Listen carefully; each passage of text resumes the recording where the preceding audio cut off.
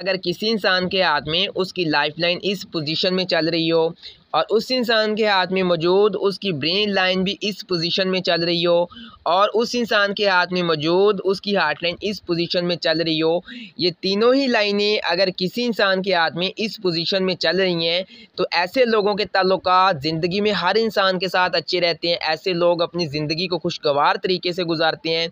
शादी के बाद ऐसे लोगों के ताल्लुकात बहुत ज़्यादा अच्छे रहते हैं। फैमिली में ऐसे लोगों के ताल्लुकात बहुत ज़्यादा अच्छे रहते हैं। लव रिलेशन में भी ऐसे लोगों के ताल्लुकात बहुत ज़्यादा अच्छे रहते हैं।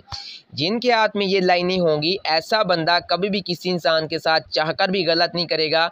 अगर आपके हाथ में इस तरह की ये लाइनें बनी हुई हैं और कोई छोटी छोटी लाइनें इस तरह से आपकी ज़िंदगी की लाइन को किसी जगह से कट कर रही हैं, तो ये आपकी ज़िंदगी में आने वाली वक्ती परेशानियों को शो करती हैं। वक्ती कोई ताल्लुकात टूटेंगे, बाद में वो ताल्लुकात आपके ठीक हो जाएंगे।